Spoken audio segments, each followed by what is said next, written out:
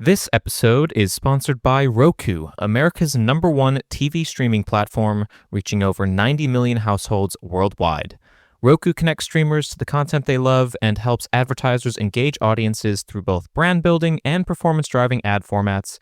Learn more at advertising.roku.com. There is an overwhelming desire to evolve the way that we organize, compensate, and incentivize. And I think we'll kind of see some continued progress into 2026. Welcome to the Media Leader Podcast. I'm Jack Benjamin. One of the key topics of industry research we've been following for several years now is on how media companies, be they agencies, owners, or brands, can and should restructure themselves to become more fit for purpose in a changing media ecosystem. Independent marketing advisory MediaSense has been sitting close to these issues, and last month it released its latest report in partnership with the World Federation of Advertisers, titled The Future of Media Organizations. Based on responses from many of the world's largest companies representing $52 billion in annual media spend, the report found that media is emerging as a key way to connect disparate marketing functions, from creative to brand strategy. Media, in other words, is becoming less siloed.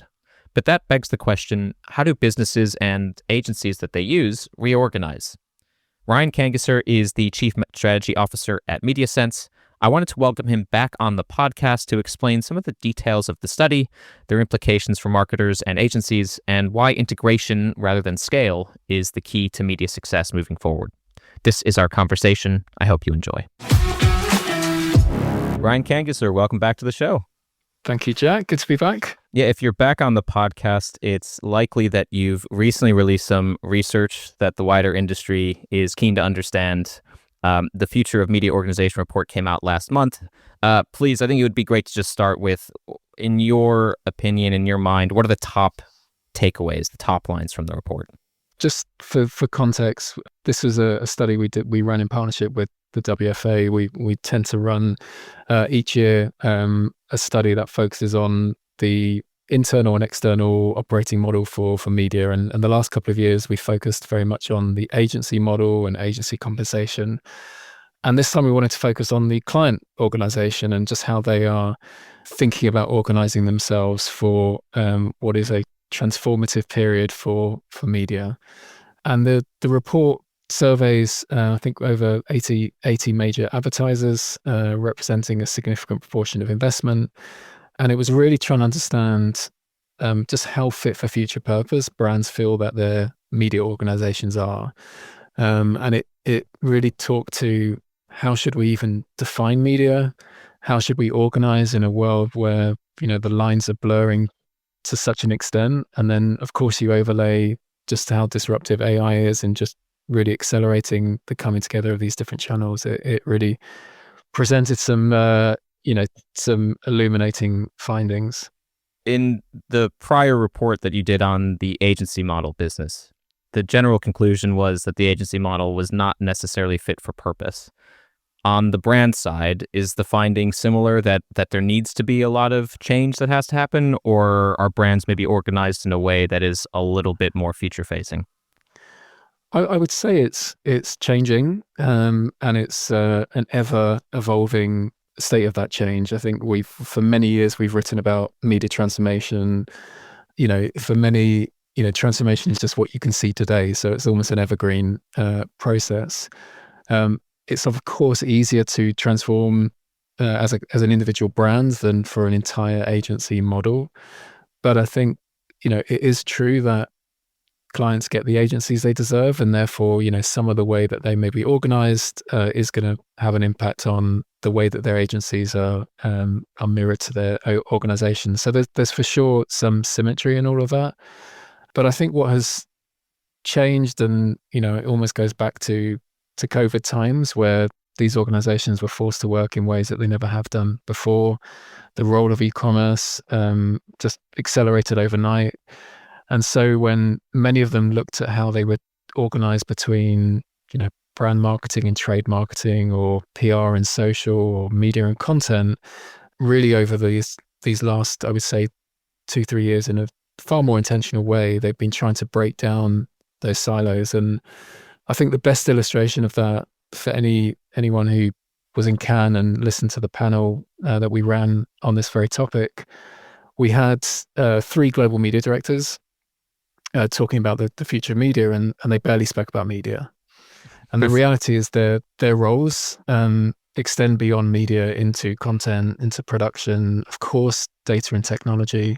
And that's really what is democratizing a lot of this is, when you think about data and technology, it really runs across all of those different disciplines. And as much as possible, companies want there to be one source of truth, everything from, what we measure, how we activate, and how we drive that continuous cycle of improvement through the line, not just within the individual silos of those disciplines. So that, many are, I would say, on that journey. I think fewer probably feel they've fully cracked it, but there is for sure a clear intention to operate in a more customer-centric way rather than just preserve some of the historic silos and legacy ways of working that have really governed this industry for so long.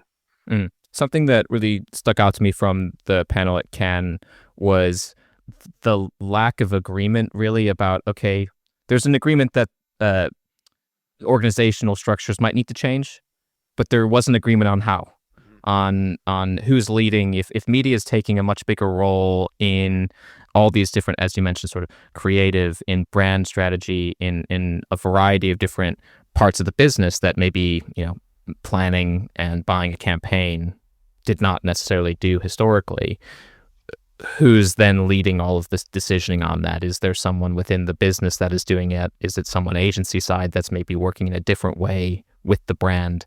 I'm curious what you made, I guess, of that discussion at Cannes, but then also in the months since then. Yeah, I think that just for everyone's benefit, a big topic of debate was around things like strategy, right? Who should own strategy? Who should own planning? Who should own measurement? And appreciate we've been talking about in-housing for some time, and many brands have almost flip-flopped between in-house and outsource. I think all of those topics are, it's not binary. They could do both. And I think what just to bring it back to the research, I think some of the stats we reveal in the report, only 37% believe they have the right organizational structure for media. Only 35% believe they are sufficiently integrated across the different marketing disciplines. Just goes to show just that level of maturity in getting to a point of clarity around what we should fundamentally own. But I think it was a really healthy debate around that of audience planning or strategy. I think that the outcome of all of that is it's a bit of both. Brands need to own the elements that matter, that are closest to the consumer, but they really need to augment that with great agency partners who can accelerate and complement the expertise that they have in their own organizations. But it also exposed the challenge around capability, and I think this is where I think brands are hungry for that real through the line strategic thinking, and it's maybe not as available in their eyes in the market, because there's so much drive now towards more tech enabled, and so it was an interesting, a really interesting debate, and I don't think brands have necessarily resolved it, but going forward, it seems the whole in-house debate has certainly shifted from execution to more of the kind of upstream strategic thinking. Interesting. So, I mean, I know that the latest study was focused primarily on the brand side, but as an agency, if you're listening to this conversation, how do you think they should be reacting to some of the things in this report? Something that I've heard a lot about, depending on who you ask, is agencies need to become more like consultancies, talking to some of that higher level upstream business strategy, not just media planning, buying. Others are saying, okay, we need to do that. And also we should be maybe having more input on creative. Are brands demanding that type of full service from media increasingly?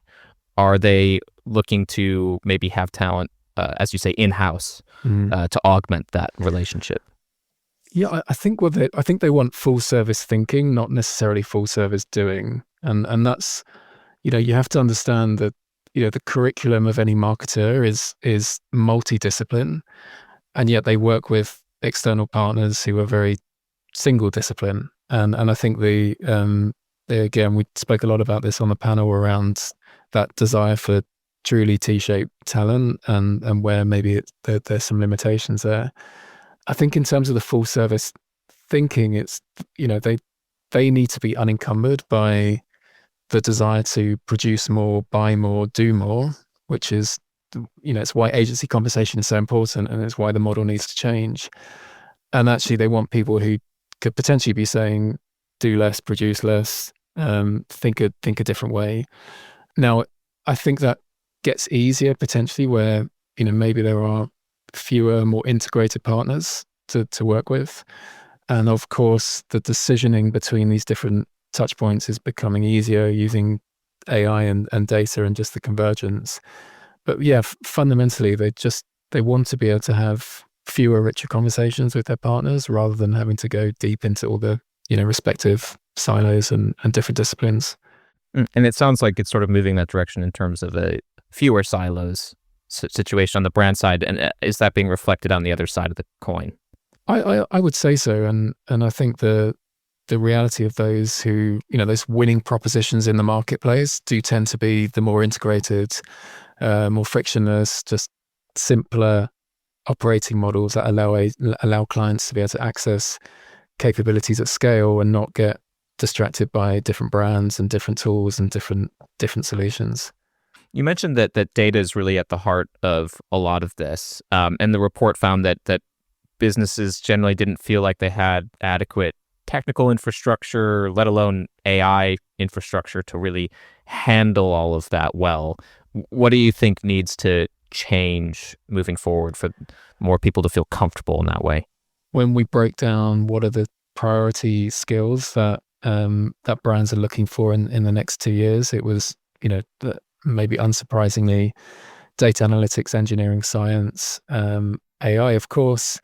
But at the top of the list was actually audience planning. And that's really, the big data doesn't necessarily mean good data. And I think what brands really want to get to is a really clear view of their customer in order to design solutions that deliver to consumers what they want and create the right experience. Now, that is easy to say, harder to do. It requires a lot of integration of, again, all those different touch points, a lot of integration of technology, and again, those people who can really think through the line and not be, tied to those individual touch points. So there is work to do, and I think that it just recognizes this is not just a technology problem. Technology will not solve this. It's a whole people, process, data, technology, and something that needs to be resolved on both the internal at the client side and that of the agency. The other, just for what it's worth, what was interesting when thinking about the capabilities that brands were looking to prioritize was this theme of end-to-end orchestration or integration. So actually the people which is something brands want to prioritize internally, are those who can actually be that integrator. So within a campaign, for example, who can, or the conductor, if you like, but bringing together different agencies, different internal teams to ensure they can create the right experience or the best experience for their consumers. And that you have to think to yourself, who does it make sense to lead that when there are multiple agencies? And I think fundamentally clients believe that is their role because they have no horse in the race, and it's really in service of creating what's right for the consumer, not what's maybe right for the external ecosystem. That it's their role, meaning the brand's role. The brand's role, yeah. So is that the CMO's role? Is that some other type of individual who's supposed to be leading the charge there? Yeah, I think it's a more operational role, and this is in that debate of in-house, outsource. It's again, rather than trying to internalize execution, which can be done by many other partners and both agencies and platforms, fundamentally that orchestration layer, many feel should be done in-house. It's an extension of campaign management or brand management that there is someone who's pulling together all these different partners to deliver that best experience. Do you think that type of thing becomes more important in an era that we're moving into / already in, which is of AI search? I hear a lot about how PR is frankly going to be a lot more important because so much of how people understand or interact with brands increasingly will be through chatbots that were trained on just everything on the web, including especially sort of like news articles and Reddit, other sort of high quality, quote unquote, sourced material that isn't just ads. Yeah, I mean, it's a great question. I think the point about AI search is a great example where you can't put it in a box. You can't put it in the paid media box. You can't put it in the organic box or the PR box. It really does cut through so many different things. It even talks to product descriptions on on the product itself or digital shelf, and you really have to think through the line. And that's why I think for a lot of major big multinationals, it's trying to understand who owns this. And do they actually have the authority to drive this change when you're busy talking to product people and talking to marketing people, brand, social, PR? It's a really great example of just that need to change when you have disruption like that really does challenge the traditional marketing model. I'm glad you mentioned that the sort of global multinational aspect of a lot of these brands. Something else that was notable from the report, which is sort of the erosion of a desire for regional leadership. People that are trying to sort of translate a global strategy and make that apply to local markets. What do you think is animating that shift? And do you think that's a good thing for brands? Yeah, I think this is another one similar to just the size of global versus local, that there is this constant pendulum swing. And, when global gets too bloated, it goes back to local. And then you realize you need more of that central leadership. And I think we are in a bit of that. I think what falls between the stools a little bit is the role of the region.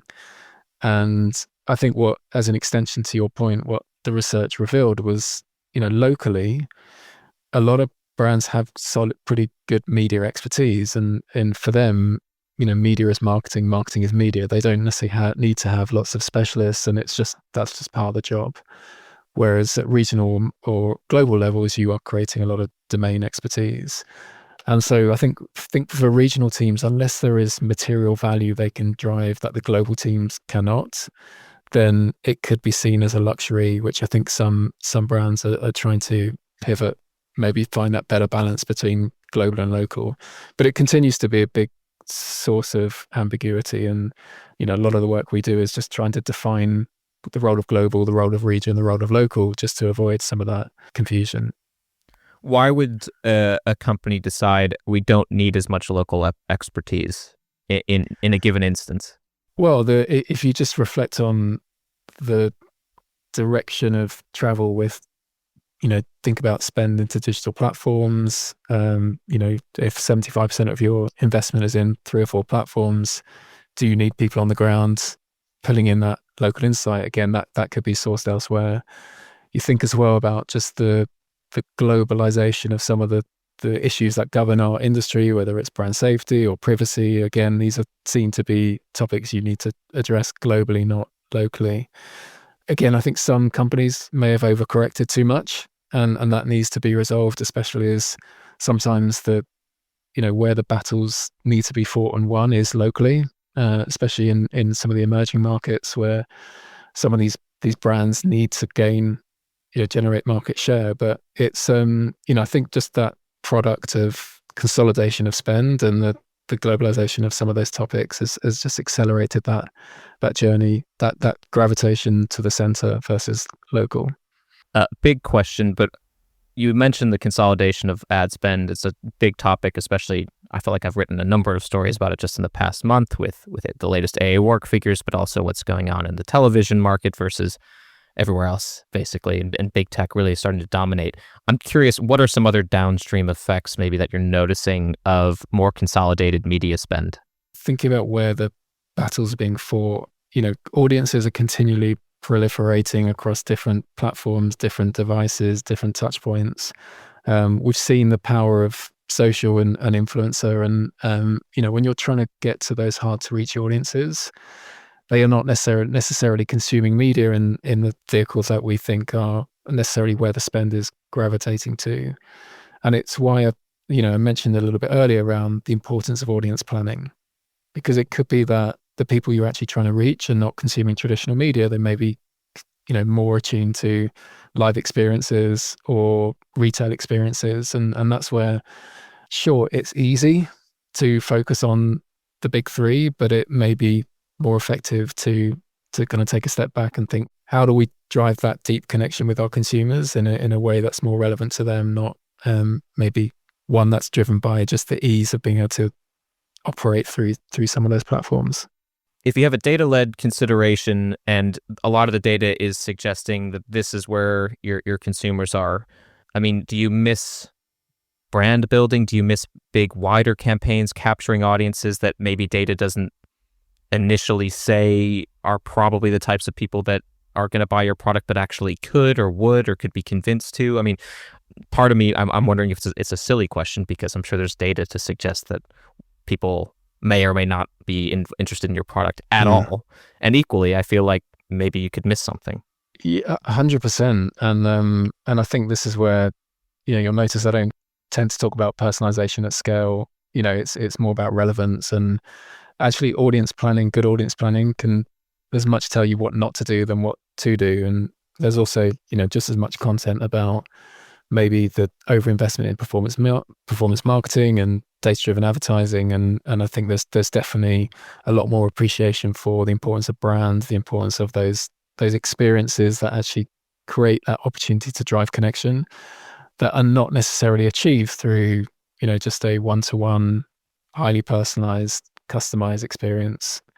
So again, I think it's just trying to go back to basics, really. Who are we trying to convince? What do we want to tell them? With what message? And that doesn't necessarily mean a retargeted ad on a social platform with a certain execution. I feel like I've heard a lot of people talk about maybe a return to brand advertising this year and trying to correct a little bit for maybe an over expenditure in performance. And yet, when an AI work comes out, you see figures that are suggestive of maybe the opposite trend. And I guess it would be interesting for me to know a little bit more in terms of, do you sense that there is some correction among maybe the big brands, and that it's just the sort of long tail that is maybe driving investment in a different direction? I think the shift I'm seeing is maybe less about brand and performance, more just trying to almost restrict that compulsion to be everywhere to all people for all brands in all markets. You think taking those big multinationals, there are just many more ways to communicate to people. There are, with many more messages, and with the role of AI, you can produce, all these messages are, within seconds. I think there's just maybe more of a taking a step back. If we think almost more zero-based than just, spending money, but actually thinking, how can we just prioritize more, deliver, almost, I know it's overused, but the fewer, bigger, better, just to create more of an impact rather than trying to spread yourself too thin. Because the reality is there are, that proliferation is only getting greater. There are more ways to reach people. And yet all of that, doing so where attention is waning because there is just excessive messages for consumers to that are being exposed to. So I think that's the lens I look at it. It's less about brand and performance. It's just trying to create the best experience with the resources that they have, versus just trying to be everywhere all the time. While I have you here, I'm curious in terms of the follow-up to your research last year on the agency model changing. Have you seen any developments? I mean, obviously, there's been a huge number of changes just in the past year. WPP has consolidated its media agencies under one P&L. You have, obviously, an ongoing merger/acquisition between IPG and Omnicom. And Publicis has had, it seems like, a sort of standout year. And yet, when I talked to Neil Bornman recently, I noted that their share price is still down year to date. So there's clearly a lot of change, and also analysts or investors seem to maybe be thinking this might not be the best business model generally. So I guess, what have you seen over the past year? And also, what do you think needs to change going forward? Well, so I mean, I speak from a, I guess, a position of privilege because we get to see a lot of these, the agencies all the time. We run probably over half of all the major reviews, and I think that if I think about the future of agency model was very much around, trying to get better alignment between the internal and the external to improve access to talent. The future of agency compensation was then, how do we create something that incentivizes the right behaviors? I think the good news is that in all of the reviews and all of those, the desire shared from both is just to be far more transparent around, what do we want? How do we want you to organize? So from a brand perspective, how do we want the agency to organize their agency around the client's needs and the client's organization? And then let's have a more open conversation around what is the right commercial model that will incentivize the right behaviors. It's not easy. We're trying to tear up, many decades of the way that agency services have been procured. But I would say that there is far more openness, there is far more partnership, and a bit of pragmatism thrown in around, we're not going to get it right in year one, but let's create a bit of a glide path so that we can evolve in years 2, 3, 4, and 5, and especially with the role of AI that's disrupting how the work gets done, how content is produced. Of course, the time and materials model just doesn't work, doesn't enable that. So maybe it would have happened anyway, but I think there's just there is an overwhelming desire to evolve the way that we organize, compensate, and incentivize. And I think we'll kind of see some continued progress into 2026. And that just, marks a big shift from maybe, some years ago where it was more just this, if I may say, like an all-you-can-eat buffet. It's just, the agencies is providing everything. Clients for sure are being a lot more intentional about what they buy. So I think you were on the podcast probably 2 years ago saying we needed to move to an a la carte model from a buffet model. Yeah. Do you think we're there yet, or we still need more time? No, I think so, but it's almost more of a curated a la carte, because it's not as binary as saying we do this, you do that, because these things do overlap for the, as I mentioned, when it comes to strategy or planning or orchestration or measurement, that there is a big shift for some of those things to go in-house, but they're not entirely in-house. They're curated in ways that just require more of that partnership. But I think for sure, as brands have just built this capability, I think they're just a lot clearer in where they see that complementary value from agencies, which I think is healthy. It will just build for a stronger partnership between the two. Last question. Every year you mentioned you have another research project. Are there topics that you want to be jumping into next year? What can we sort of look out for from you at MediaSense? I was hoping we were going to talk about Radiohead, but we can talk about Radiohead too. Something we've been, we will be launching. I hope my marketing team won't tell me off for this. Is, like it or not, brands still like to focus on ratios.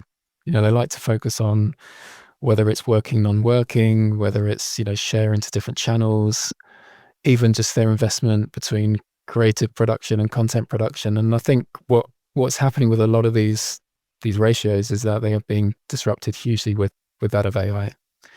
And so we're looking to publish something that just shows how that is changing. For sure, I think you take working, non-working, of course, we would love to move away from that, but it still becomes almost the language of the finance community, and these currencies still very important. So we're going to look at just how that is evolving, which I think would be an interesting piece. And then, I think the other big topic is just that relationship, which certainly plays into this research, the future of the media org, is how retail and shopper are coming together. That kind of brand and trade, marketing and sales. It's a really interesting theme there, to create more of a truly omni-channel way of operating. Well, I'll be keeping a close eye out, and we can end on a little bit of Radiohead to the listeners out there. Before we started this podcast, Ryan and I were bonding over our mutual love of Radiohead, of course, because the concert's coming back. Quick questions, rapid fire. Favorite Radiohead album, song, and Johnny Greenwood film score? God. So In Rainbows, Street Spirit. I'm going to pass on the third. That's even too niche for me, Jack. You may have to answer that question. Probably Phantom Thread if you like Baroque, and There Will Be Blood if you like something more simple. Nice. But I think you have the correct answers on album and song. Ryan, it's a total pleasure. Thanks so much for being here again. Thank you. Thank you for listening to the Media Leader podcast. Our executive producer is me, Jack Benjamin. Special thanks to our production partner, Trisonic. You can find all our episodes on the podcast platform of your choice or on our website at uk.themedialeader.com. But do please remember to subscribe to be notified of our next episode. You can also subscribe to our newsletter at The Media Leader to receive daily coverage of all the biggest news stories in media and advertising. From all of us at The Media Leader, I'm Jack Benjamin. See you next time.